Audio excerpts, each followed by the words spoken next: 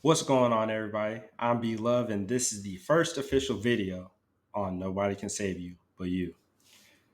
So, on this first video, I want to cover a few topics. I want to give you guys some introductions on how I got the name Be Love, and then I want to talk about how I came up with the name Nobody Can Save You But You.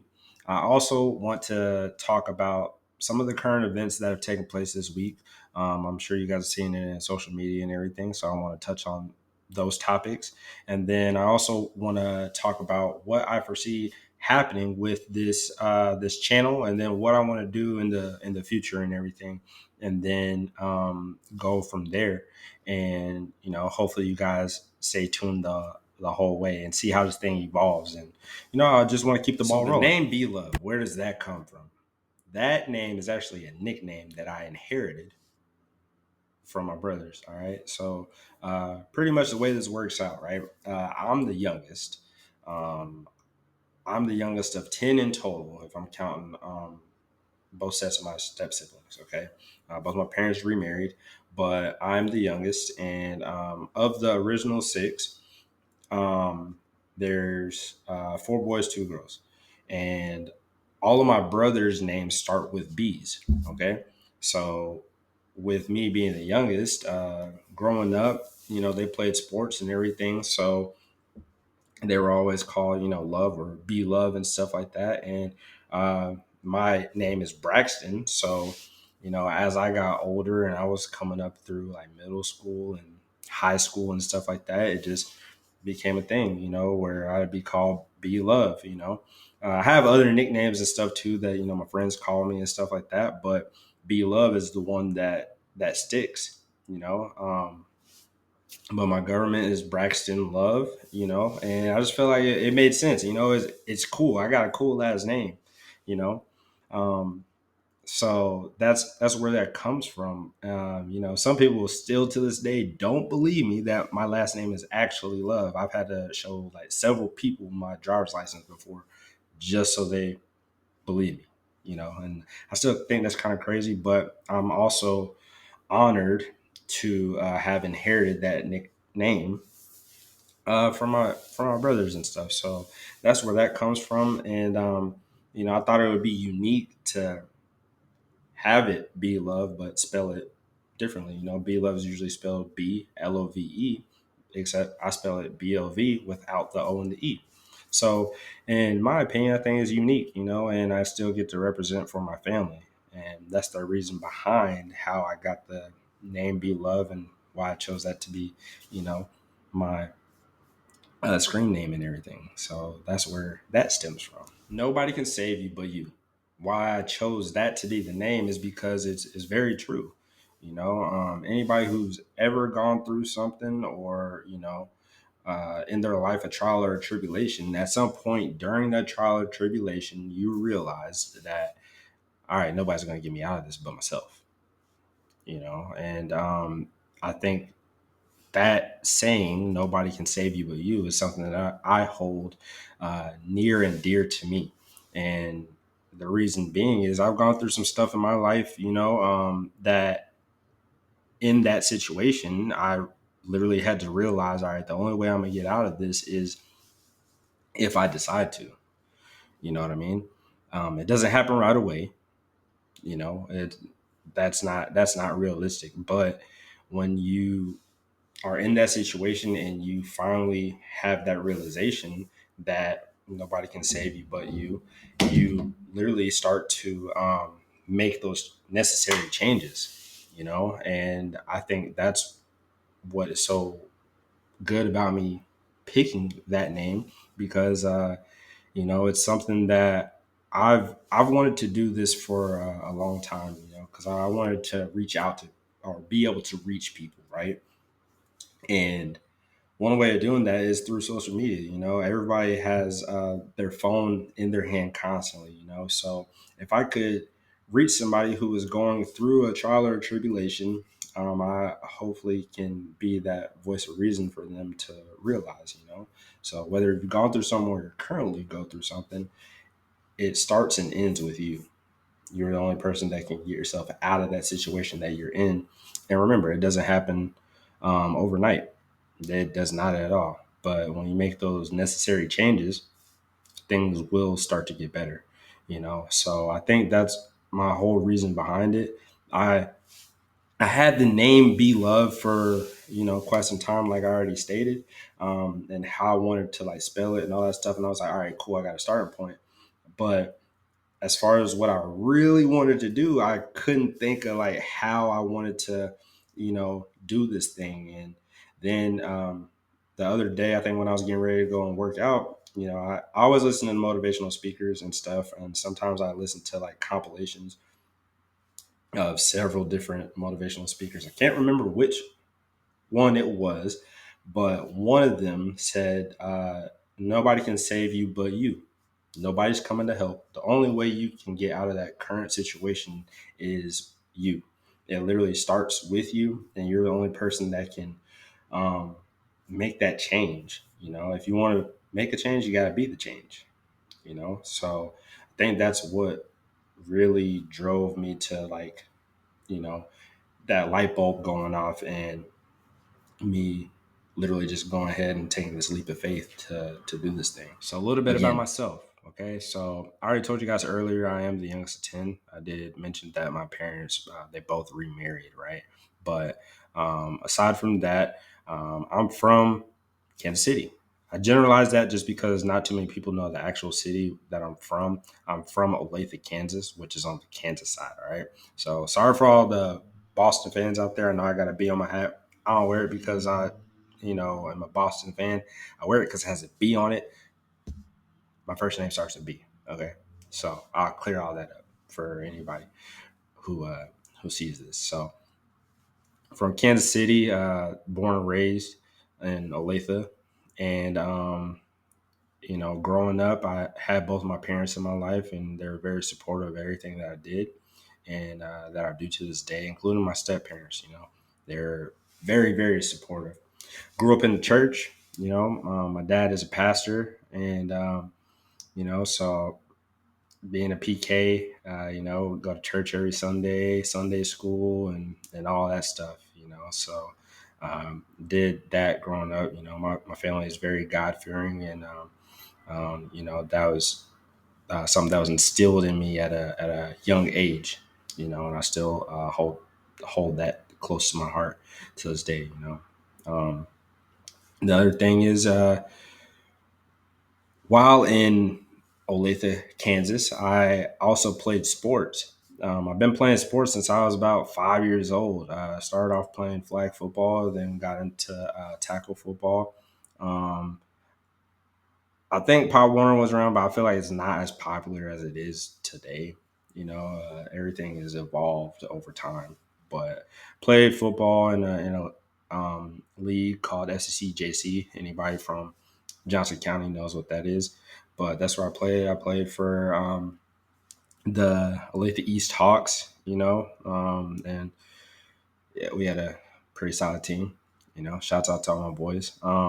But did that, and then I continued to play sports as I got older. You know, I ended up going to Santa Fe Trail Junior High School. Well, let me back up. I went to elementary school at Washington Elementary, and then I went to Santa Fe Trail Junior High School, which is next door to that. And then I went to Olathe North. We were the first freshman class to step foot in Olathe North. They made that transition where freshmen go to high school, and then middle school was sixth through eighth grade. We were part of that transition there. And then from Olathe North, I ended up transferring to Olathe East, is where I was going to graduate from. I transferred due to my mom passing away my sophomore year of high school. And once that happened, I moved in with my dad, and that's where I stayed and played sports and everything. You know, after I went to Olathe East and I graduated, while I was there, well, while I was at Olathe East, I got a scholarship to actually go play football at Butler Community College, which is located in El Dorado, Kansas. It's a small town, but very good football program. Um, so I had the honor to go there. Unfortunately, I did get hurt and I got redshirted. And while I got redshirted, I decided to drop out of school. I didn't really have too much like direction after I dropped out, but I was kind of trying to find myself, But uh, prior to me going to Butler, actually, I was approached by a recruiter and a recruiter for the United States Marine Corps. And I was about this close to joining before going to fall camp for football, but I decided to just go ahead and go to college. And I remember one of the recruiters in there saying, like, "All right, we'll see you back here." And I was like, and man, no, you're not. And I went on to college, and then, like I said, I got hurt. And at the end of the semester, I went home for winter break, and I did not go back to college. Um, I was at home, just kicking it with my friends and stuff like that. And then, like almost every day, my dad would be like, "Hey, you talk to your recruiter?" I'm like, "Nah," and I didn't think that the Marine Corps would want me. I'm like, "Nah," and to be honest with you, I was scared to go back to a recruiter. I didn't want to go back and face them because I had too much pride for them to be right. So I did not want to go back and talk to them. Um, I ended up going to the Army, the Navy, and the Air Force, and I just didn't get that same like vibe that I did with the Marine Corps recruiter. So one day I end up going back to the recruiting office, and you know I I'm standing outside the door, and my recruiter pulls up. He's like, "Ah, Mr. Love, what can I help you with?" I was like, "Man, you know why I'm here." He was like, "Tight." So the rest is history from there. So I'm in the Marine Corps now, uh, but this is not related to the Marine Corps. This has nothing to do with the Marine Corps. This is just me.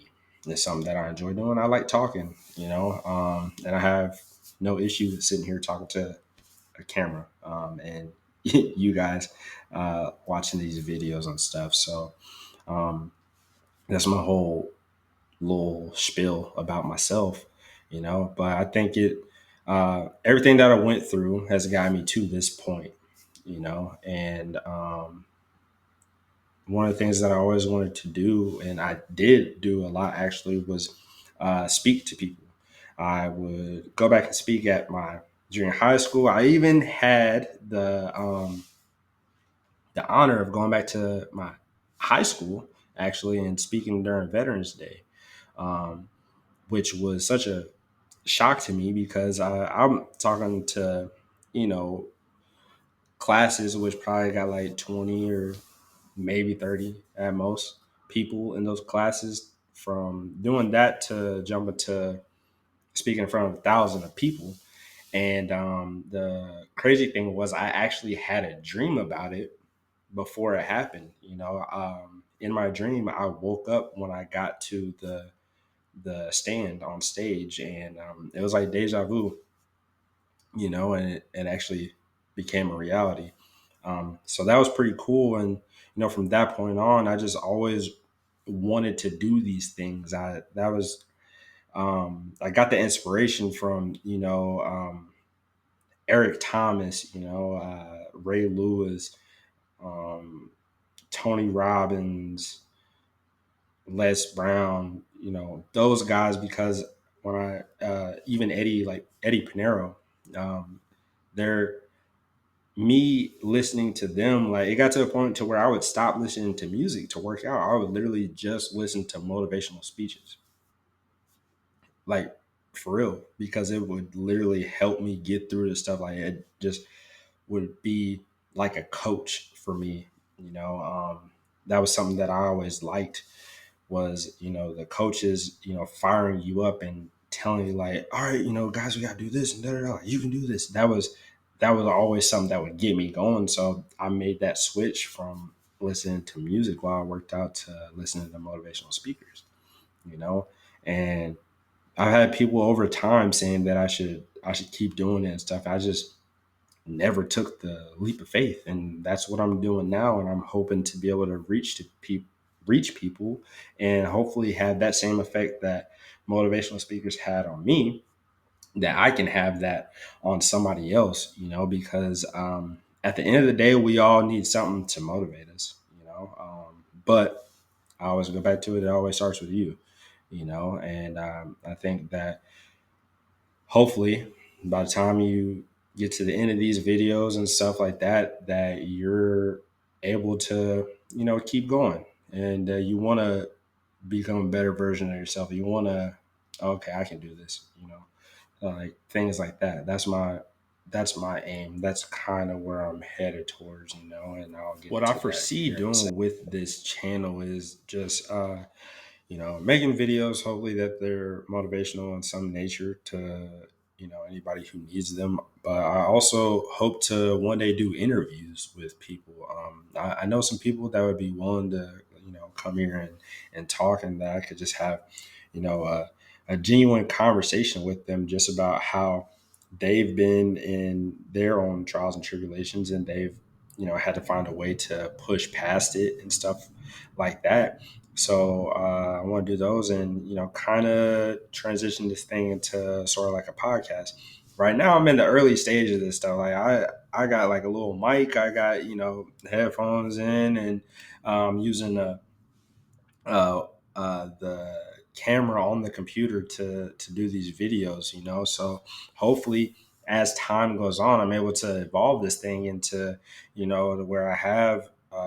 You know, the camera set up, and, you know, the microphones and all that stuff, and that's what I want to do, and I will get there eventually. You know, I'm just in the early stages of it because I just decided to, you know, hop on and do this, you know. So I'm glad that I have this microphone. I do have some noise canceling headphones to get me started, you know, but I will eventually get to a point to where I'm able to make this look real professional and stuff, and, you know, hopefully do that in the near future. You know, I just got to start getting all my ducks in a row. So once I do that, I think this thing will really take off, you know. And again, everybody's entitled to their own opinion. You know, you don't have to look at me. Like I said, I'm a nobody, but, you know, hopefully that hopefully my words that I say can help somebody, though. That's the overall mission of what I want to do, you know, because I I've been there before, you know. I've been down, I've been depressed, I've gone through some really bad depression before, and you know, I I know what it's like to be there, and, you know, you feel like there's no getting out of it. And I can honestly say I'm at a good point in my life now to be able to look back on that, but also appreciate it as well. You know, I think there's a negative, you know, context behind going through things in your life. You know, yeah, it sucks, but the reality is that once you make it about of it, you can talk and you can be that voice for somebody else who's going through things. You know, the thing that I want to say as well is that no person's struggle is greater than the next. It's not. You know, a person who is had it rough, or is uh, poor, for lack of better words, the struggles that they go through is not the same struggles that a person who is well off will go through. And if neither have been in that situation before, neither will know what it's like until they go through it. You know, poor person could say, "Oh, well, you don't know what it's like to be poor." Okay, yes, that's true, but if you're saying that to someone who's well off, a well off person can say, "Well, you don't know what it's like to be well off or to have these issues." Nobody's struggle is greater than the next. At the end of the day, it's still a struggle. So, you know, I just want to throw that out there because I feel like everybody gets so caught up in comparing things, apples to apples, oranges to oranges. Like, at the end of the day, we're all living this life, right? And we're all going to go through some things that literally like knock us down. You know, life is going to life no matter what.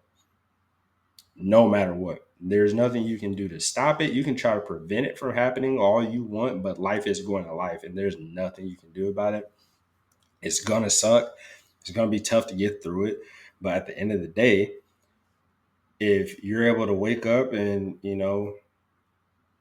the sun is shining on your face and not your grave, then that right there is your key to keep on going. And I I want you guys to know that's where I stand on things, because hey, it sucks. It does. There's going to be days that suck far more than others, but nonetheless, it's going to suck, but you just got to keep on going. Before I close this out, I want to briefly touch base on a few things that occurred this week. The current events, more specifically, the incidents that took place on New Year's Eve. One of the things that has been on social media, as most of you know, was a thing that took place in New Orleans. The thing that happened was that a man drove through a crowd in New Orleans on Bourbon Street. He drove through. He injured some people, and some were seriously injured. Um, and what ended up happening after that was it led to his demise. The other thing that happened was also, I believe, a bombing that took place in Montenegro, where people were also injured very badly and there were casualties. It's very sad and unfortunate because usually New Year's is a time to go out with friends and or family. Some cases, those friends are family, but to go out, close out the past year and bring in the new year, and usually that involves some people going out and partying, or it also may involve sitting at home. But either way, that's the whole intent behind it, and usually it's a fun time and it's real nice. It's a time to reflect on the year that you had and to set up some goals for the upcoming year, and a plan on how you want to achieve those goals. And unfortunately there are people who now do not have the opportunity to because of the decisions made by some people. So I do want to take the time to send my condolences to those who were involved in those incidents and say that my prayers are with you, and to anybody else who had a loss or suffered a loss throughout the New Year's or this week, or before the New Year's. My condolences to you, and I'm praying for you. It's not easy whenever you lose somebody, and I hope that you know that if there's ever anybody that needs to, you know, talk to me, I'm always here for you. I'll always be here for you and support you because I know how tough that can be, and I do hope that you're able to. Um, get through the situation that you're going through. I'm here for you. You got my support, and the times are tough right now, and that's a sad way to start off the year. And hopefully, the rest of the year can bring some good into your life because right now I know that that is bad, and the things that have occurred in your life or around you may have an effect on you. I hope that you can hear this and that you can keep on going and know that you are not alone. Even when you think that you may be alone, you're never really as alone as you may think you are. There is somebody close by that will always be there for you, and I'm one of them. And if you ever need me, I'm here. Um, I do appreciate you guys. If you did stay through this uh, whole video, thank you. And I hope that you're able to kind of learn a little bit about me and kind of see what my vision is with this thing. And I hope that you stay tuned and look for more videos to come. And if you really do like this channel, please like, share, and subscribe. And I'll see you guys soon. And stay tuned for the next video.